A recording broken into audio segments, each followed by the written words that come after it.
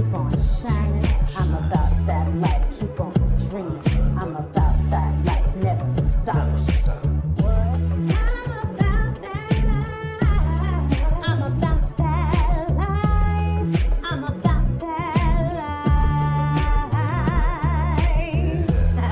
You know, they say I'm dreaming. Yes, I'm dreaming. So what? I don't care. She's about that life. I'm about that life. It's a dream thing, y'all. Today on About That Life, we step into the world of imagination, pretend, and creativity, an expression of art that has been sweeping the world by storm. I, of course, am talking about the phenomenon known as cosplay. Today, I talked to one of its newest members. She may not have been in the game for very long, but she definitely has put in the work. She has created a name for herself on social media for her great content and amazing costumes. She lives by the moniker of Enthusiastic Project Maker, and she definitely lives up to the name. Recently, her costume tutorials on the Barbie movie starring Margot Robbie have garnered millions of views on TikTok. To her, cosplay is more than just a hobby. It's an expression of love and appreciation. Give it up for my girl, Josie. All right, Josie. Thank you so much for being here. Of course. It really means a lot. My pleasure. Everyone already knows if they've watched the show, I like to sit down. Yes, hi Giselle. I like to sit down and talk to friends, colleagues, co-workers, people that I adore and love, and just talk about the art forms that they love so much. And I've known you since 2018. And when I first met you, you were so warm and kind. I mean, you still are. But I'm just saying from the moment I met you, just so warm and kind. And I didn't know that you were into the world of cosplay, you know. I was on your Instagram and I started seeing that. I was like, oh, she is really into this, and I love that. So how did you get into the world of cosplay? Like, why do you do it? Well, when we met in 2018, I wasn't really into cosplay. I started doing it in 2020 during the pandemic, sort of the later part of the year. So it was definitely something, I've always admired it, probably since, I don't know, since I was in high school. I remember following different cosplayers online on Instagram and kind of admiring them from afar, like, oh, that's so cool. I love that they're doing that. And I feel so fortunate to be able to call some of them my friends now, or having been able to chat with some of them either in person or online. So I feel it's very full circle and really cool for me to see that, like, oh, I followed this person since I was like 16 and now I'm like in their DMs like, hey girl, what's up? So that's very fun. But I think the appeal to it for me and for a lot of people is one, escapism for a lot of people. There's a lot going on in the world, and it is really nice to just either focus entirely on a creative task or focus on your friendships that you're making in the community and going to conventions and stuff like that. Or it's just a really nice way to express your love for another piece of art. You know, if there's a book or a movie or something that somebody really loves, I think that cosplaying as a character from that is one of the purest forms of appreciation that you can do, because it shows that you really love it and appreciate the time and dedication it took to go into it. I love that. I love that you focus more on the relationship aspect. You're building relationships with these other, you know, creators and stuff. I love that. And for cosplaying, like, what is it really? You know, could you describe what it is to be a cosplayer? I think, because I looked this up already, the definition of cosplay is dressing up as a character from either a movie or a book or a TV show, some piece of media. So that's the literal definition of it, but it can be very different for different people too. Sometimes some people focus primarily on the making of the costume, and they go really, really in depth with all different types of art forms of making it. There's sewing, embroidery, foam smithing, armor making, things like that. And then some people focus more on the pictures and the content that comes out of it, and they like to commission other people to make things. And then some people do a little 50-50 of that, and so that's what I like to do.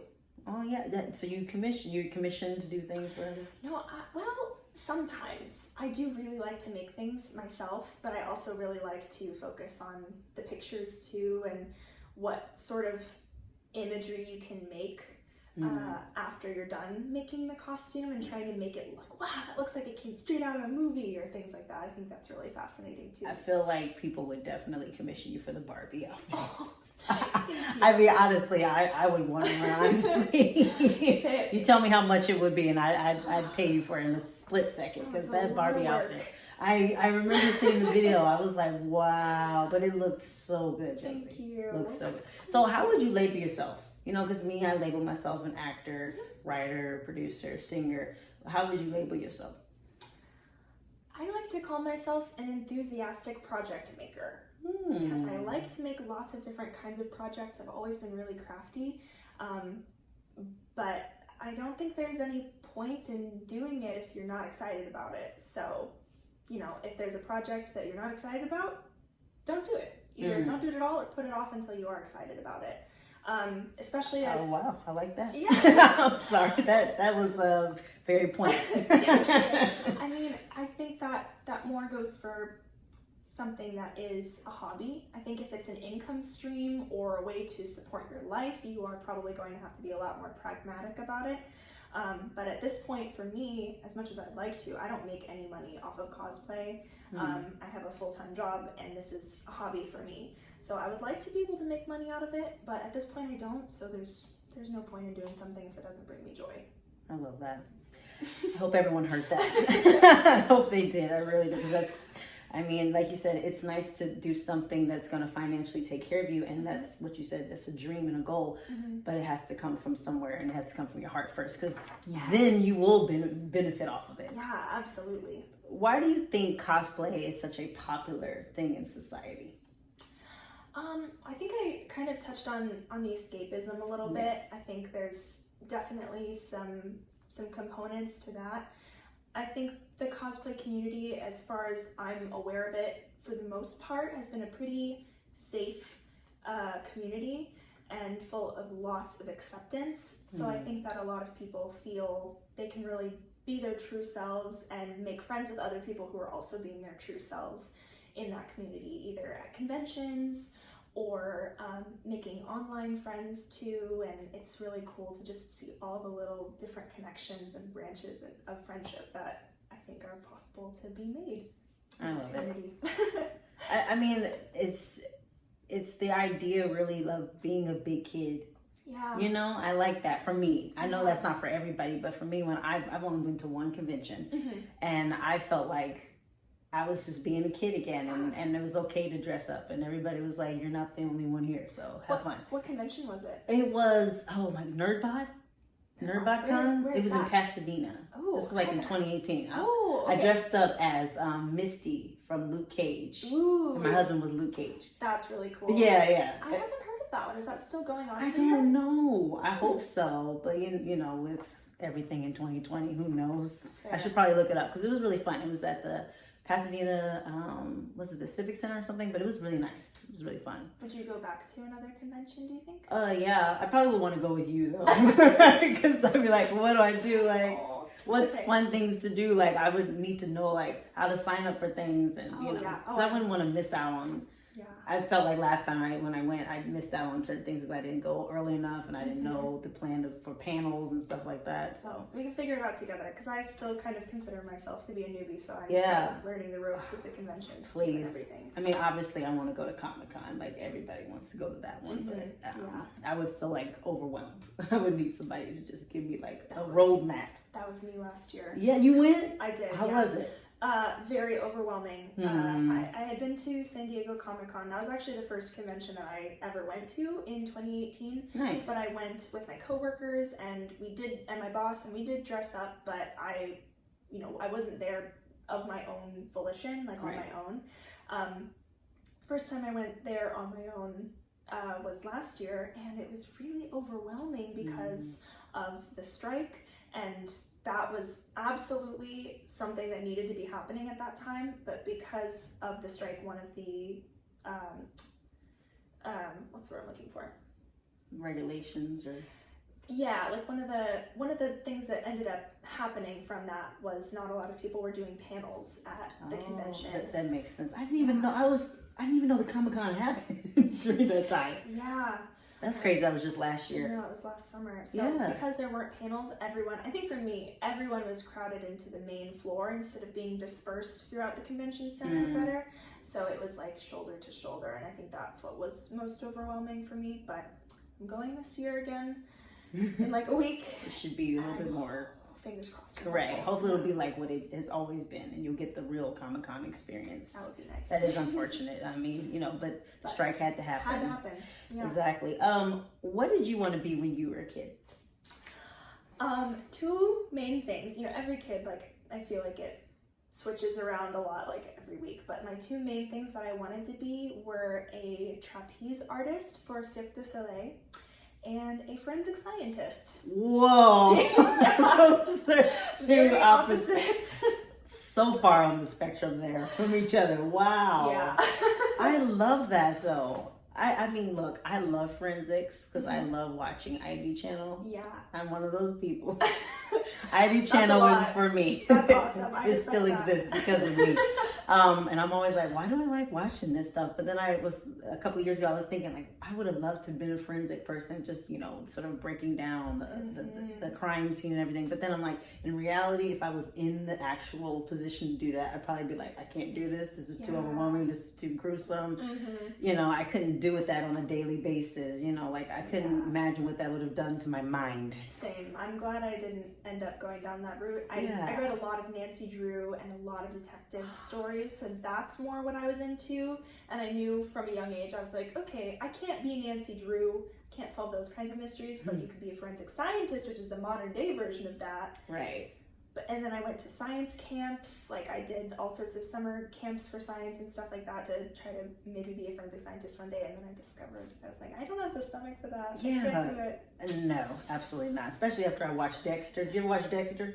No. After watching Dexter, I didn't ever want to do forensics. Yeah. Absolutely not. And then I love that you said trapeze, like for Cirque du Soleil. Yes, absolutely. I feel like you should still try to do that. I did actually, not for Cirque du Soleil, but I did achieve a lifelong dream of doing trapeze. And I went to a trapeze school around here. Wow. And I took a couple classes, and it really just healed my inner child. It was fabulous. It was awesome. How was it being, like, did you get on the tightrope and do any things with flips or? Yeah, not on the tightrope, but on the trapeze. We had a harness system. Yeah. So I was swinging on the trapeze. I have some videos from it. I went to like 3 or 4 classes, I think. And then I decided that the money that I was spending on the classes, I would rather be putting towards cosplay, as much as it pains me to do that, because it really did heal a large part of my soul, I feel like, to do that. But I had no fear when I was up there. I was like, wow, this feels right. I don't know. I think in another life I was a trapeze artist. Wow. Well, yeah. Kudos on you for doing it. I applaud you for that. I feel like I do want to take an aerial class, do something in the silks, because it actually is a really good form of just strength training. Yeah. So I do want to do that because I love aerialists. They're just amazing. I know a few of them, but I applaud you for even just trying to go after a dream, like even if it's not something you're going to do for real, just try it. Like that's amazing. That was my all about that life. Yeah. And I love that your dream was to be in Cirque du Soleil, because I used to watch Cirque du Soleil performances on Bravo. Yes, I checked them out from the library. My library had a lot of DVDs of them, and so that's where I got the inspiration to do that. They're still number one. Did you like dressing up in costumes when you were a kid, like other than just Halloween? Yeah, absolutely. My mom sews, so she made a lot of my costumes and clothes, and that was back when I feel like it was at that time cheaper to make your own clothes than to buy them. Now I feel like it's the other way around. It's really expensive to sew, but you can get mass-produced clothes for really cheap from like Shein and even random stores in the mall and stuff. That's like $4 for a t-shirt. Like, it's pretty cheap. So she sewed a lot of clothes for me, and I spent a lot of time in the sewing room of our house with her. So I feel like that has been a huge part in why I love cosplaying so much, is because I've always grown up knowing the amount of love and appreciation goes into making a garment. So yes, in long story long. No, that's a great story. I love it. Long, I have always loved dressing up. And what was your favorite costume when you were a kid? Because I have mine. I want to hear what yours is. No, you tell yours. Okay. It's about you right now. Okay, I'll go first and then you go. Okay. That's hard. I would say maybe one of my most memorable ones is I watched a lot of Wonder Woman, the Linda Carter TV show Wonder Woman when I was a kid. I spent a lot of time with my mom watching that, and I wanted to be her so bad. I wanted to have a costume just like hers. And one day in the summer, I made myself my own Wonder Woman costume. Out of just random costume pieces I had. I threw on my red ruby slippers from my Wizard of Oz costume. I had a pair of blue bloomers that were my mom's from the 70s that fit me. I had my Snow White cape that my mom had made for me, and then I made top bracelets and a crown out of construction paper. So I made the whole thing out of just random. I think I cut out stars and taped them to my shorts too. So I think that was most memorable for me because it was just so much a labor of love, and all the random things that I could find, just throw it together, and like, I'm Wonder Woman running around in the backyard. Exactly. Is there a picture? There is. I can send it to you. Oh my God, I would love to see that. That's too cute. I hope you get to meet Linda Carter so you can tell her that. Like, I don't know if she does she do conventions? No? I don't think so. I don't know. But that would be, she is one of my biggest sheroes. She is awesome. She is awesome. I cried when she came out in the end of the newest Wonder Woman movie. Yes. Did you see that one? Yes, I did. That was a nice moment. That was a nice moment. Sobbing. She deserved that little cameo for sure. I mean, she could have had a bigger cameo, but it's all good. For me, all about it. I never made my own costume, although I wish I had. That's but okay. there was this bell dress that I had to put on every day after school. Every day? Yes. I love that. I love Beauty and Beast. It's like still my favorite. And I had this, I had the yellow dress, I had the ruffles and everything. And I would put it on after school. I'd sit in my rocking chair. I had the Beauty and Beast book. I'd read that, and then I'd watch the movie, and I'd dance around in my dress. Yeah, that's so special. Did you ever read the story to your family? Oh no, I didn't. No. That's okay. Or just read it to yourself. Yes. Do you have pictures in the filter? I'm sure there's a picture. I have to try to find it. I want to see. I have to hunt it down. But yeah, I was just in there reading to myself, I guess. I love that. No, that's great. I think one of the most special things is being able to entertain ourselves, and as a kid, and then growing up into adulthood, I think that is so cool. Like when you're able to entertain yourself as a kid, and then you're not bored as easily as an adult. I love it. Yep, just sitting in there in the rocking chair.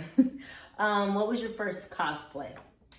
Poison Ivy in fall of 2020.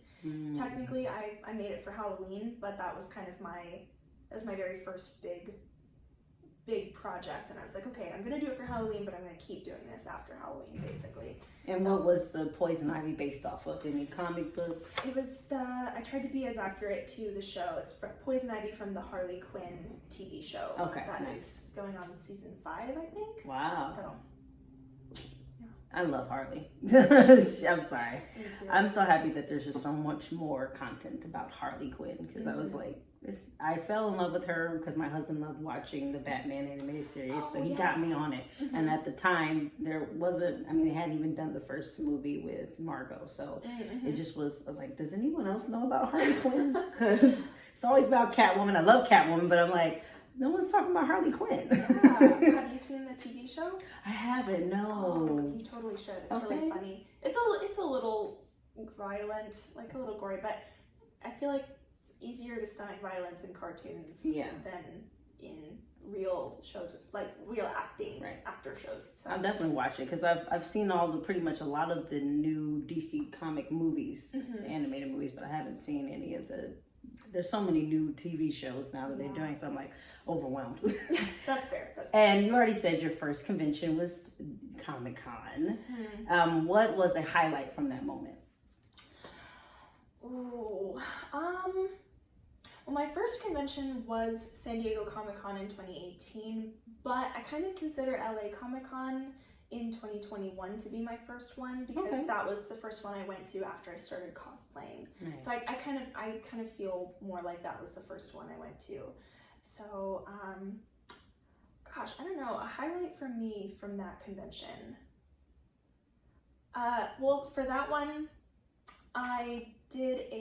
one of the days I did a version of Black Cat, Felicia Hardy, and it was based on a comic cover where she's just kind of in casual clothes, and I really, really loved the outfit she was wearing. It was like a black latex mini skirt with a black halter neck that just said meow on the front. She had like big voluminous white hair and fun sunglasses and gloves, and I don't know, I think for me a lot of the highlight is the creative process of making something. So I love wearing it to a convention and like seeing and being seen, but I just love making things so much. And I think a big fun part of that process was sourcing all of the individual materials for that.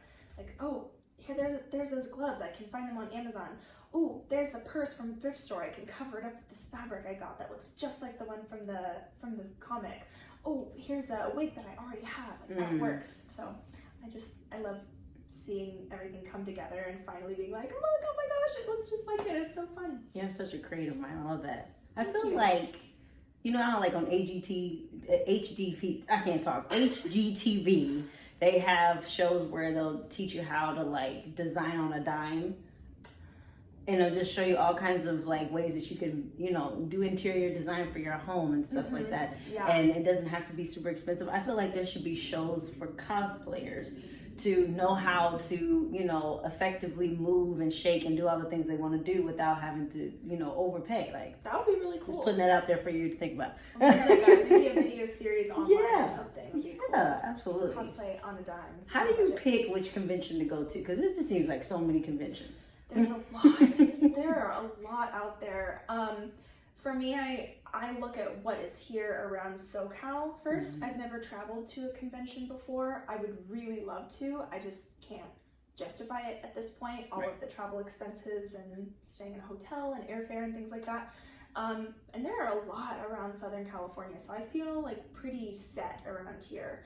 So I try to go to ones that are close by, that I know I have friends going to, and that I can buy my tickets in advance, because I feel like that saves me a lot of anxiety. If I know I have my tickets, I know this is the date, instead of buying them a lot closer to the time. And when you buy them further out too, you can get a cheaper price. You can get like early bird ticket sales. So that's what I like to do. Okay, and you talked about inspirations. Who or what have been your inspirations? Oh gosh, I know.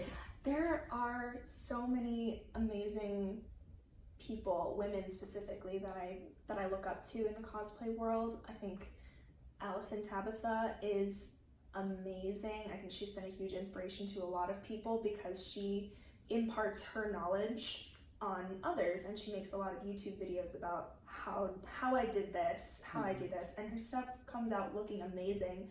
And she has sometimes unconventional methods that she uses that pretty much anybody can do. So showing that you don't need to be this massive superstar, know everything about everything, seamstress or armor builder or whatever. Like, you can do it with tools at home. So I love Allison Tabitha and Alexandra Louise and Rain Emery. I think the thing that I admire the most, oh my gosh, Nikita Cosplay and Lily on the Moon too. I've heard of Nikita. She's so great. I'm just taking all these names in. I'm like, I'm gonna have to look these people up. They're amazing. And I think the thing that I realized I admire the most about all of those people is their work ethic. And that is what impresses me the most. As somebody who can't necessarily devote like 40 hours a week to doing this, I have learned over the past year or two that just time management is everything. And for the amount of work that goes into some of these people's art, I'm like, wow, you have to have the most amazing time management skills. So I'm trying to get there. I'm trying to take a leaf out of their books and get better at that and get better at managing my time instead of just scrolling mindlessly on TikTok for hours and hours. I can't imagine that you struggle with time management based on the videos that you've shown me. I feel like you're very dedicated, but I'm not in that world. I don't know, I don't know how many hours a day you have to really do all that. Thank you. How hard is it to exist and thrive in the world of cosplay? How much work goes into it, since we're talking about it? Mm-hmm. I think you get out of it what you put into it sometimes, and I think it's also how much work goes into it depends on how much time you have to devote to it, really. If you work full time and have just a little bit of time, or if you have just a little bit of time every week to be able to do something, you have to be really good at time management. You have to plan really well to get all of your things done. But if you, let's say, like work part-time, or maybe have like lower rent, then maybe you can devote more money to things and more time to things. So I feel it's very individualized for each person. But in terms of thriving, I think that, to me personally, I think that you're thriving if you're enjoying what you do. And that's the simple truth of it. For some people, thriving might be having, being able to make money from it. So, and that's perfectly fine. That's totally fine. But I think that another definition of thriving might just be having fun and being happy with what you're doing. So, based on your own measure of success. How long did it take to do the Barbie outfit? I just want to know. Oh my gosh, I didn't keep track of the hours, so I don't know. But I finished it in December of 2022, and I started it in October, I think, September or October. So it's a pretty reasonable amount of time. 2 to 3 months. Yeah. And I was very lucky in that there were such amazingly detailed paparazzi shots of her costume to use as reference. I was zooming in so That's right, because there was big. no imagery out there. Sorry. Yeah, You good. I was like, sorry, but no, you sneeze. It's okay. I got super lucky at how detailed the paparazzi shots were, because they're just incredibly close up. Everybody was excited for Barbie. Yeah. I still am, and it's been out for a year. I know. So good. What are some misconceptions about what you do?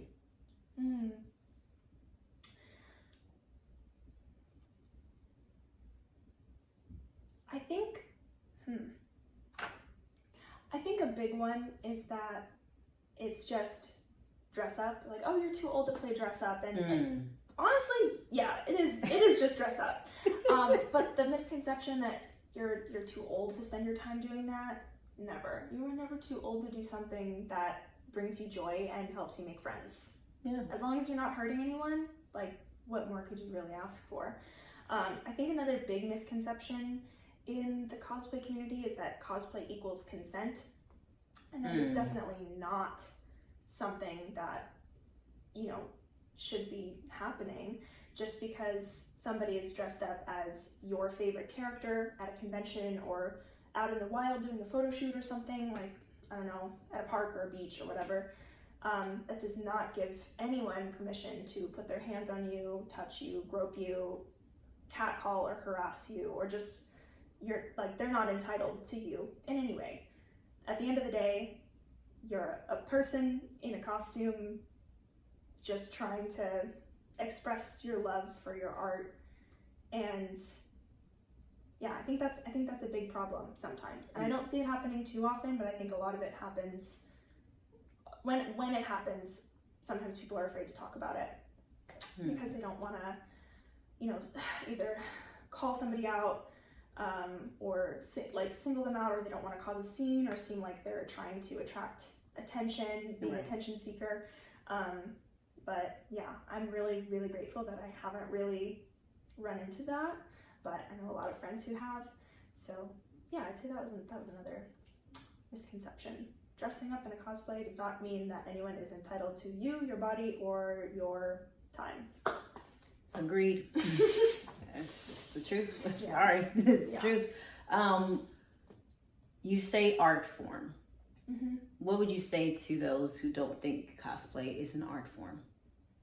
Ooh, I think that anything that you make and you have a creative process for is an art form, plain and simple. And I think that especially any time that you are expressing your love for something through art, it's an art form. If you're singing a love song about somebody, it's an art form. You're expressing your love for a person through your voice.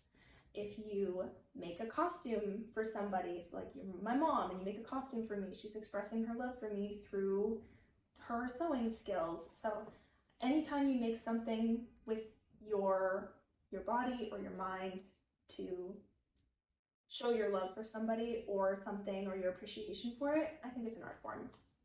I think to anybody who doesn't agree with that or appreciate that, maybe do a little bit of introspection. Yeah. Well, I don't know. No, I love it. I love the way I love the way you phrased that. Thank you. Absolutely. What is your ultimate dream? My ultimate dream is to live a long and happy and healthy life with my family, and for all of my friends to feel happy and safe too. Wow. Yeah, I think that's something that's been at the forefront of my mind a lot lately, instead of being able to focus on like a career-minded dream. Yes. So I think at this point, I'm just focused on my health, my family's health, my safety, my family's safety, my friends' happiness and healthiness, and I feel like that's just been the biggest thing at the forefront of my mind lately. Wow, that was beautiful. Thanks. And that's where I'm like, I can't even focus on really career-minded goals right now, especially because I feel like I'm a little bit like Rapunzel. I'm trying to find my new dream, so I'm still in that trying to figure it out phase. So I love how you phrased that, thank because you. I was about to say you putting family at your forefront of your mind as your dream versus a career, and I think that's actually quite beautiful. Thank you. No offense to anybody that their dream is a career focus, but well, I thought that was very beautifully said. I think they're not mutually exclusive either. I think your dreams can change and evolve and shift and stuff, and you can have room in your heart for, dreaming of, being with your family, but a dream of having a career. And I don't know. I think they don't cancel each other out. I think you can have both sometimes, but I just want everyone to be happy and safe. That's where I am right now. Just be happy, be safe, be healthy. The end. Like I said, got a great heart. And how long do you want to do this? Until I stop enjoying it. That's pretty much it. I don't want to do it if I don't enjoy doing it. So yeah, until I'm not enjoying it anymore. I don't know when that's going to be. It could be tomorrow. It could be 40 years from now. I don't know. But yeah, I know it's kind of a non-answer. No, but it's that's not. how I really It's feel right. about it. And when I say this, I don't mean the interview. I should have said, how long do you want to do cosplaying? No, I knew what you meant. Yes, ma'am. I could talk to you all day. Oh, thank you, Josie. Last question. This is a doozy. I think I know this one. Yeah, you do? Okay. Do you like yourself? Most of the time. Like 97% of the time, maybe. I like myself. I think the maybe 3% of the time that I don't is just those bad days that we all have. Everybody has mentee bees every once in a while, and but for the most part, I like myself, and I like that I think I'm a good friend. I think I'm a good family member and a good workmate to people. So yeah. Do you like yourself? Oh, flipping it. I want to know what you're thinking too. Oh, wow. I would probably say 97% of the time. I think that's a good percentage. Right when you said that, I think that that resonates with me for sure. Yeah. I haven't always liked myself, but I have grown to love myself more, I would say, just within the last 3 years. For all kinds of reasons, and becoming a mom, absolutely. Yeah. I think when you see so much of yourself I'm not a mom, so I don't know this, but I would think that when you see yourself reflected in your little person that you created, and you see your qualities and your tendencies in them, you go, oh, I love that quality in them. Why can't I love that in me? Wow. Yeah. I feel like that. Does that sound That right? was hitting it right on the nail, right there. Yeah. Yeah. There are times I'm like, oh, that's me. And that's a good quality, but sometimes I need to temper that, you know, because I see it in him and I'm like, but then there's other times I'm like, oh, that's a great quality. I see that in me. I need to stop being so hard on myself. Yeah. Or even if it's a, you know, maybe a not so good quality, it's like, well, I love them in spite of that. Yes. I love them despite whatever that might be. Why can't I do that for myself? I feel that way about some of my family members too. It's like I said, I don't have any kids, but I see that in my parents. I'm like, oh, I like that quality in them, and I see that in myself. Or we share the same quality, but I love them anyway. Right. So Oh, I think that's Josie. important. About to have me cry over here, though. We're having therapy up in here. I love it. I love it. I enjoyed this conversation. Thank you so much. Of course. Thank you for I having know y'all me. love her, right? Because I love her. You have to love her after this. Thank you. Again, thank you to Josie, and I thank you all for tuning in. I'll see you next time on About That Life. Bye.